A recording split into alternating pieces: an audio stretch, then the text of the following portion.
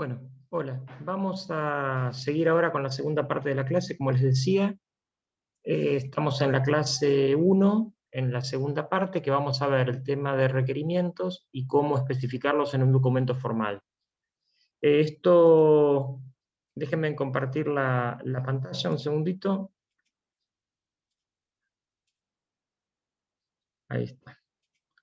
Bueno, les decía, en esta segunda parte vamos a ver de qué manera podemos compartir, ahí está, la información de los requerimientos. Haciendo un breve repaso, ¿se acuerdan que la etapa de requerimientos venía, bueno, de la solicitud, la, la definición que había después de estos requerimientos? Una vez que hicimos la parte de licitación, viene la etapa de análisis y de especificación. Finalmente, tenemos que llegar a esa etapa, ¿sí? Que usamos alguna de las herramientas que estuvieron viendo durante toda Ingeniería de Software 1, ¿sí?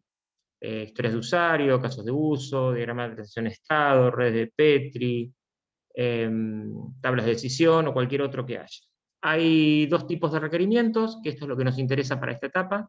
Los funcionales, que son los que definen el comportamiento del sistema, describen las tareas, las acciones que hay que realizar, y es un equilibrio que hay que mantener entre que no sean demasiado detallados y que no sean demasiado generales.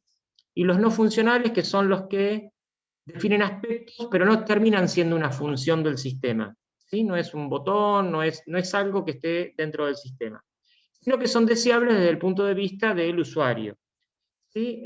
Pueden ser restricciones del dominio, cosas que podemos hacer y cosas que no, de acuerdo a una determinada ley, tiempo de respuesta, usabilidad, mantenimiento, etc.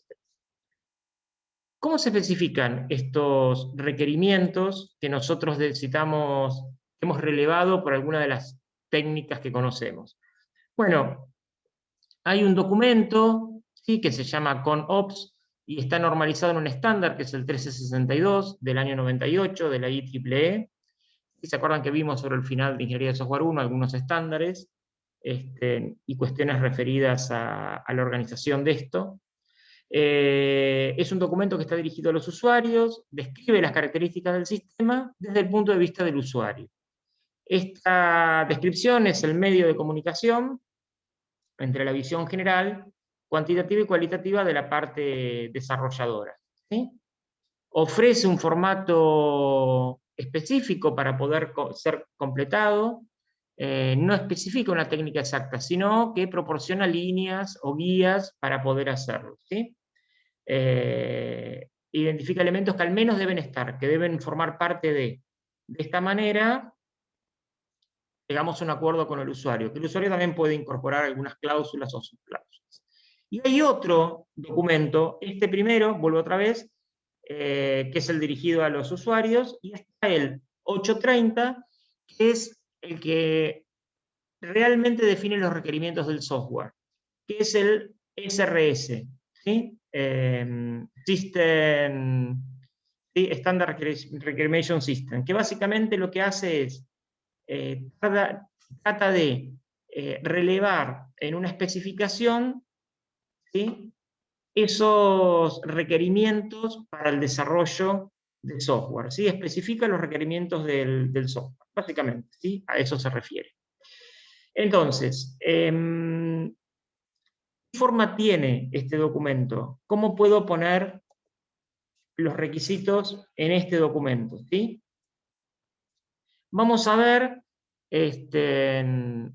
un esquema muy general que ustedes pueden descargar. Hay una versión completa que no es la que nosotros estamos utilizando, sino que lo hemos recortado para que sea más parecido al tipo de sistemas que nosotros le pedimos que desarrollen en la práctica. Este documento obviamente está en inglés, nosotros lo traducimos. Tiene una parte que primero es el alcance, que el alcance es brindar la colección de buenas prácticas. Para eso este es el documento, para poder escribir adecuadamente las especificaciones. Recuerdan que dijimos el año pasado que era muy importante la etapa de requerimientos y de especificación, que lleva gran parte del desarrollo del sistema, y que de acá depende en gran medida el buen camino que tenga el desarrollo futuro de ese sistema. Básicamente, la naturaleza de este documento es una especificación de un producto de software en particular. Está escrito por más de una persona y también por parte del cliente. Los clientes también aportan este documento. En cuanto al ambiente en sí, el software puede contener toda la funcionalidad del proyecto o puede ser parte de un sistema más grande. Es decir, hay que describir cómo ese es el ambiente donde va a estar impactando este proyecto y de qué manera tenemos la funcionalidad necesaria.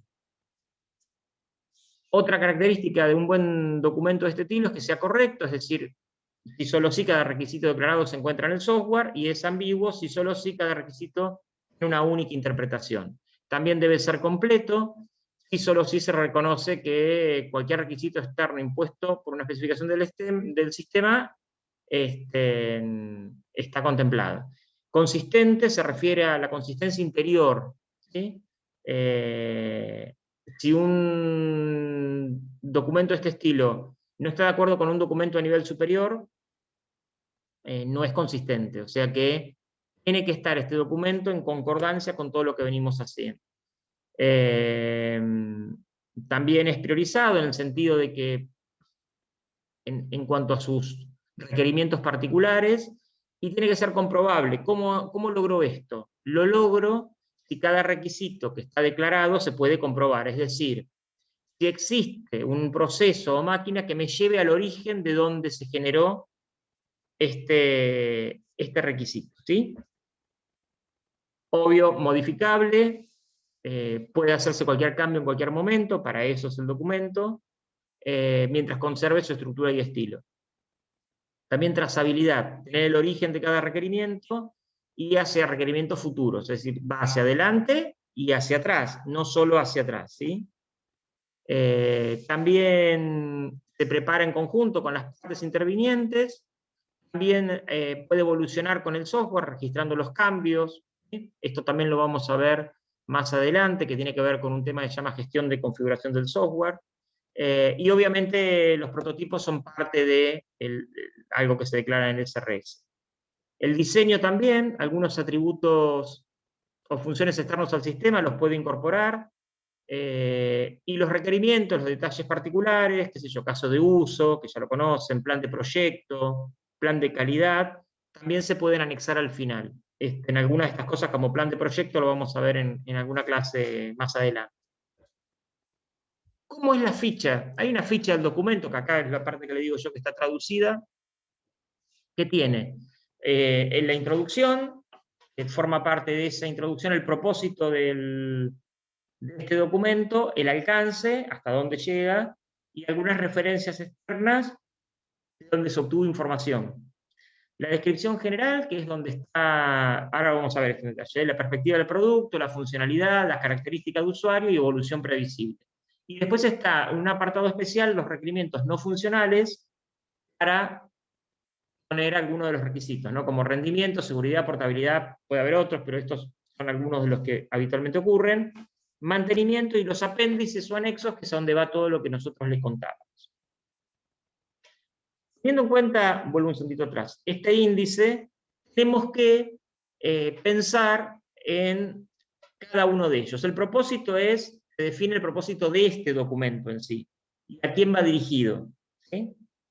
El alcance tiene que ver al nombre del futuro sistema, qué es lo que hace y lo que no hace en términos generales, ¿no? Poniendo beneficios, objetivos y metas. Una descripción general del alcance. Referencias de todas las referencias a los documentos que se van a utilizar dentro del SRS.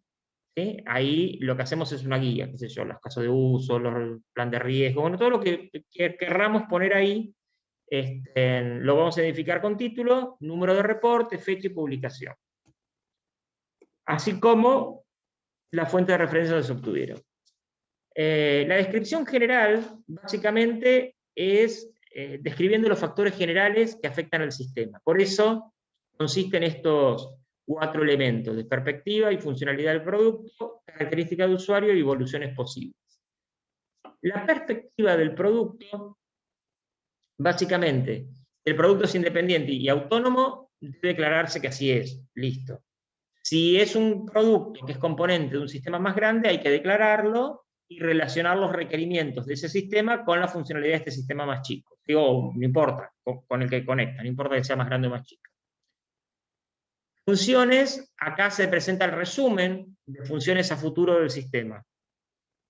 Se ponen de forma organizada y pueden utilizarse gráficos siempre que reflejen las relaciones entre funciones y no el diseño del sistema. Es decir, un listadito de funciones, puedo pensar en algún tipo de gráfico que me las permita ver de una manera más visual, pero no acercarme al diseño de ese sistema. Características de usuario, las características generales, qué sé yo, nivel educativo, experiencia, especialización con la técnica, lo que fuera necesario de ese usuario para ese sistema.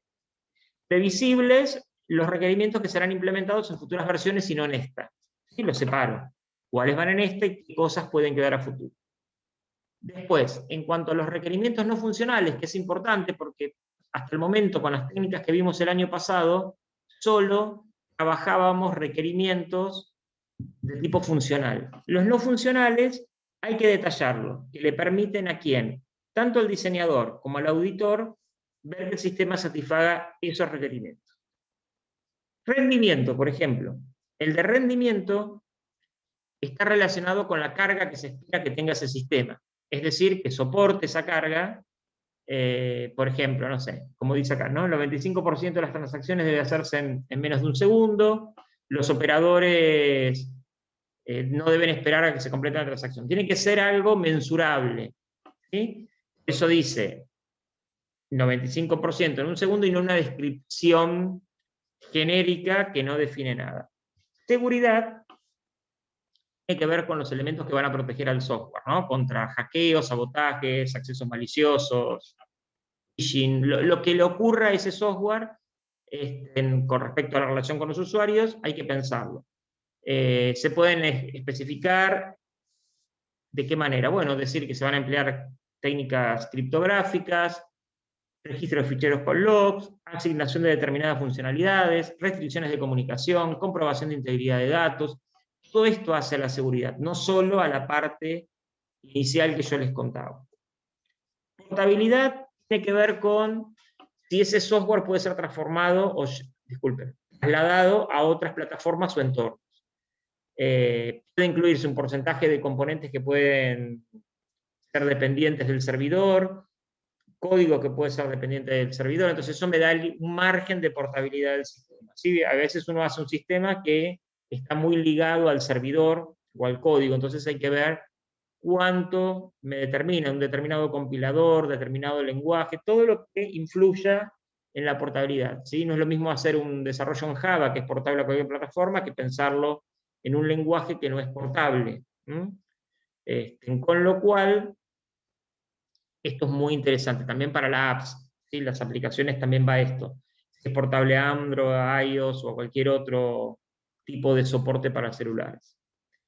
Identificar el tipo de mantenimiento, hay que identificar el tipo de mantenimiento necesario, esto lo vamos a ver sobre el final, hay diferentes tipos de mantenimiento. Especificar quién debe realizar las tareas, ¿sí? El mantenimiento puede ser perfectivo, adaptativo, correctivo, bueno, esto lo vamos a ver, pero se puede adelantar. Acá a veces les va a pasar en este documento y en algunas cosas que avancen, que van a tener que tener el conocimiento de temas que los vamos a ver más sobre el final de la materia, ¿no? Esta cuestión puede ser que la consulten y la pregunten, porque va a pasar todo el tiempo, ¿sí? Tengan presente que ustedes están desarrollando un sistema completo, no completo, pero inicial, ya van a ver hasta dónde llegan, y aprendiendo a la vez, es decir, están aprendiendo los conceptos a la medida que desarrollan el sistema. Nosotros, tanto en teoría como en práctica, tenemos cuidado de que a medida que avanzamos, tratamos de que acompañe ese tema a lo que tienen que hacer. A veces va a pasar que estamos un poco más adelantados, como en este caso que es en el final, y a veces vamos a estar más en sintonía. Bueno, cuándo y dónde deben realizarse tareas de mantenimiento y demás cuestiones. Y los apéndices, que es una parte importante también, tiene que ver con toda la información que nos forme parte del SRS, ¿no? Les decía, por ejemplo, las especificaciones que hicieron, alguna gestión que tengan que hacer en cuanto a la configuración del sistema, y todo lo que ustedes quieran colocar en ese apéndice.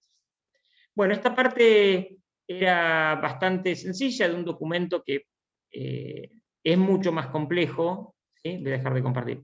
Es mucho más complejo, pero nosotros lo simplificamos para sistemas reales del alcance que ustedes van a desarrollar en la asignatura. Entonces, no vamos a estar mirando en detalle todo el documento. Si alguien lo quiere bajar, lo busca con el nombre que está en inglés de la IEEE 830, ¿sí? Con sus siglas en inglés del SRS, lo descargan y lo tienen en forma completa por si les interesa para un proyecto más grande. Bueno, con esto terminamos la clase 1. ¿Sí? Recuerden que bueno, después vamos a tener una nueva clase y recién vamos a tener la consulta. Así que bueno, los esperamos en la próxima teoría.